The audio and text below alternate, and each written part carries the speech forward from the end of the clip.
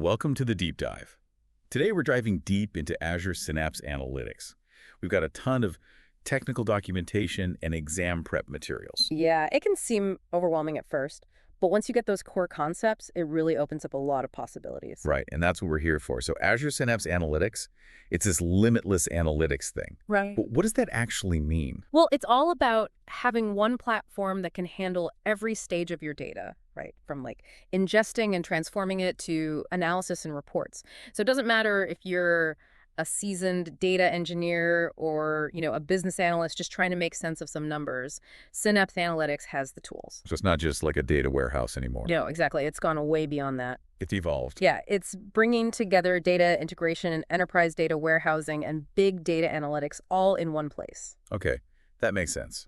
But it also sounds like there are a lot of choices to make. Like we keep seeing dedicated and serverless SQL pools. I'm a little confused about which one is right for which situation. Yeah, a lot of people ask about that. Let's say you've got this mountain of sales data. If you need consistent high performance and you're always querying it, a dedicated SQL pool is like having a dedicated highway just for your data. So you're paying for that reserve capacity, but you get that predictable performance in return. Exactly. It's like having a sports car that's always ready to go. Now, what if you're more like exploring, just dipping into your data lake, running some quick queries without needing that constant high power? Right. That's where serverless SQL pools come in. It's like hopping in a taxi, you just pay for what you use. Okay, so serverless is better for like sporadic usage. Yeah. Is there a trade-off though, like with performance? There can be. Serverless SQL pools will scale automatically based on what your query needs. Right. But for those super heavy-duty analytical workloads, they might not be as fast as a dedicated pool. Interesting. So it sounds like choosing between those pools is about balancing cost and performance. Yeah. And also figuring out how you're actually going to be using the data. If it's unpredictable, maybe serverless makes more sense, even if it costs a bit more per query. Yeah, that's a good way to think about it. It's not just about the price tag. The overall value, yeah. Right. Now, our material highlighted some case studies, especially around data security. And one that really stood out was about securing sensitive customer information. With all this focus on performance and features, how does security even work in Azure Synapse Analytics? Is it just kind of an afterthought, or is it actually built into the design? Oh, no, security is like super important in Synapse. It's built in from the ground up. Okay. There are layers of security, from network isolation and encryption to access controls that are super specific. So you're not just building a wall around the data, but controlling who sees what inside the wall too. Exactly. You've got tools like column-level security and row-level security to help with that. Okay, what are the main differences between those? And how do you decide which one to use? Well, think of column-level security, like having a security guard at every door in your data warehouse. You can restrict access to specific columns in a table, so only people who are supposed to see that data can... Okay. Now, another case study mentioned Polybase. Honestly, it sounds a little intimidating. What exactly is Polybase, and how does it fit into the bigger picture of Azure Synapse Analytics? Polybase is actually pretty cool. It lets you query data directly from other places, like Azure Blob Storage or Azure Data Lake Storage, without having to move it into your SQL pool first. Oh, so you don't have to copy it over. That's awesome. Yeah, it's like a magic portal to your data, no matter where it lives. Right. It must speed things up a lot when you don't have to move all that data around. Right. But are there any downsides? Like, when is it actually better to move the data into Synapse? That's a good question. While Polybase is very powerful, it depends on how structured and formatted your external data is. Okay. So if your data lake is a little messy with different schemas or data quality issues, you might actually get better performance in the long run by moving it into Synapse and cleaning it up first. So it's like a trade-off between speed and data quality. Exactly. If you need to do some heavy lifting with your data anyway, bringing it into Synapse might just be better overall. Yeah, and sometimes, even if your data is clean, certain complex queries will run better if the data is all together in your SQL pool. Makes sense. Yeah. So it's not a one-size-fits-all solution. Right. You need to know your data, know what queries you'll be running, and understand the trade-offs involved. Right. And that's where really understanding Azure Synapse Analytics pays off. Definitely. Now, I'm noticing a theme here. Choosing the right approach seems to be a recurring challenge in Azure Synapse Analytics. Our materials also talk a lot about performance optimization, and there are so many options to consider. Feels a bit overwhelming. Yeah, optimization is key, especially when you're dealing with large data sets and complex queries. Right. The good news is that Azure Synapse Analytics has a ton of tools for tuning performance. Okay, I'm all ears. Where do we even begin? What are some of the first things we can do to make our Synapse workloads run smoothly? One of the most important things is indexing. It's like having a map of your data warehouse so you don't have to search through everything to find what you need. Clustered column store indexes are really effective in Synapse, especially for big fact tables. Right, but even with a good index, those massive tables can still take a while to query, especially if the data spans like months or years. Yeah, you're right. And that's where partitioning comes in. Imagine dividing that huge table into smaller sections. Okay. You can partition by month, year, product category, or whatever makes sense for your data. Right. And then when you query, Azure Synapse Analytics only looks at the partitions that are relevant, which makes things way faster. So it's not just about having a ton of storage, it's about being smart about how you manage it. Exactly. For someone dealing with tons of data, that must be huge. It is, and it goes back to what we were talking about with dedicated SQL pools. That consistent power is super important when you're running complex queries. Right. You don't want any surprises. Exactly. You need to be able to rely on the performance. Consistent performance is key, especially when you have deadlines or you're trying to impress someone with how quickly you can get insights. So partitioning is one way to optimize things, but what else can we do? What are some other tricks to get the most out of Azure Synapse Analytics? Distribution is another big one. This is about how your data is spread across the servers in your SQL pool. Think of it like organizing a team to build something. Okay. If everyone's working on different parts at the same time, you can get the job done much faster, right? Yeah. But wouldn't that make things like joins less efficient if the data is spread out? You're right, there's a trade-off. There are different distribution methods, each with pros and cons. The two main ones are hash distributed and round robin. Okay. Hash distributed is like having specialized teams, each focused on a particular part. It makes joins faster because related data ends up on the same server. Round robin is like everyone just grabbing the next piece no matter what it is. This is faster for loading data, but not always the best for complex queries. So if you do a lot of joins, hash distribution is better. Yeah, the efficiency wins out. But if you're loading a lot of data, round robin is faster. It's all about picking the right tool for the job. Exactly. It all depends on what you're doing and what's most important to you. And one of the case studies mentioned having to add a date-time column to a table. It made me think about how those seemingly small details can really impact your data solution. Oh, yeah, for sure. Those details can make a big difference. And timestamps are a great example. They seem simple, but there's actually a lot to think about. Right, like time zones and different data sources. It can get messy fast. Definitely. You have to make sure all your timestamps are in the same format, especially if you're using them for partitioning. That makes sense. Otherwise, the data could end up in the wrong partition. Exactly. It's like building a house. If the foundation's messed up, the whole thing is unstable. Right. And those small details can have ripple effects throughout your entire data pipeline. You got it. Okay, so our material also talked about data skew. What is that and why is it bad? Data skew is when your data isn't evenly distributed across those servers. Imagine one server is totally overloaded while the others are just sitting there. It's like having one really slow cashier at the grocery store. That's a great analogy. So how do you even know if you have data skew before it becomes a problem? Luckily, Synapse has some tools that can help you identify it. Once you know where the problem is, you can fix it by redistributing your data or using a different distribution method. So it's not just about setting things up correctly. It's also about constantly monitoring and making adjustments. Yeah.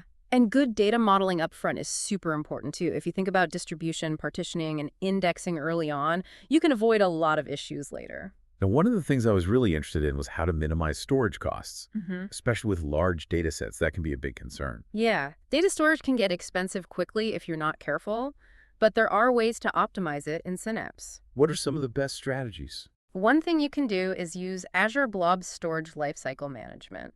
It's like having a smart storage system that moves your data around based on how often you use it. So you're not paying a premium for data that's just sitting there. Exactly. You can set rules to automatically move data to cheaper storage tiers if it's not being used frequently. You can even archive data that you rarely need. It's like cleaning out your closet and getting rid of stuff you don't wear anymore. Yeah, exactly. It helps keep things organized and saves you money. What about data that you're actively using? Are there ways to optimize storage for that too? Definitely. Data compression is another good option. It's like zipping files on your computer. Synapse has different compression methods that can make your data take up way less space. I'm loving these practical tips. It's not just theory, it's stuff you can actually use to save time and money. Right. And choosing the right tool for the job is important for everything, not just storage. Yeah. Speaking of choosing the right tools, our material also mentioned file formats. Like, how do you choose the best one? It all depends on what you're trying to do. For example, if you need to make sure your data stays consistent even as its structure changes over time, Avro is a good choice. It has a schema that's attached to the data, so you always know what you're working with. It's like a self-documenting package. Okay, that sounds helpful, Yeah. especially if you're dealing with complex data pipelines. Exactly. Now, if you have tons of data and you need to query it really fast, Parquet is usually the way to go. It's really efficient for analytics.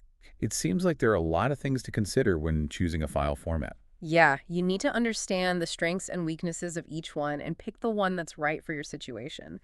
That's where really diving deep into these topics pays off. All about those details. Right. It's about going beyond the surface and really understanding how things work in Azure Synapse Analytics. Now, I'm curious about something else our material mentioned, Azure Data Factory. Mm. How does that fit into the whole Azure Synapse Analytics ecosystem? Think of Data Factory as the conductor of your data orchestra. It lets you build pipelines to bring data into Synapse, transform it, and load it where it needs to go. And you can even trigger those pipelines automatically based on certain events, like when a new file appears in your data lake. So it's not just about moving data around, it's about automating the entire flow. Exactly. And Data Factory works really well with Synapse, so everything stays in sync.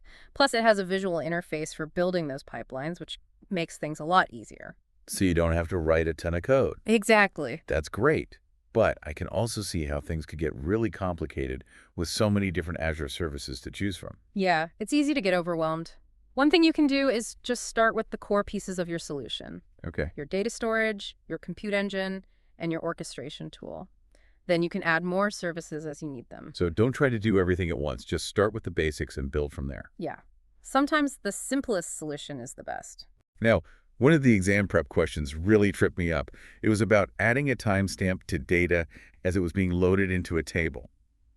What are some other things people should watch out for when working with timestamps in Synapse? What are some common pitfalls? Timestamps can be tricky. Time zones are a big one, like we talked about before. But even if you've got that figured out, there are other things to be careful of. Like if you're using timestamps for partitioning, you need to pay attention to how precise they are. Why is that? What could go wrong? If your timestamps are too precise, you could end up with way too many partitions, and that can actually make your queries slower. Remember how we said partitioning can be a double-edged sword? Yeah. Too few partitions can be bad, but so can too many. So you need to find that sweet spot. Exactly. And the best way to do that is to experiment and test different partition sizes. There's no right answer for every situation. Okay, so it sounds like working with timestamps in Azure Synapse Analytics is a bit more complicated than it seems at first glance. It is. You need to think about partitioning, query performance, and even data accuracy. It's not just about adding a column to a table. Right. You need to really understand how it all works. This has been really eye-opening. It seems like Azure Synapse Analytics has an answer for just about any data challenge you can throw at it, from building a traditional data warehouse to analyzing streaming data and even incorporating machine learning.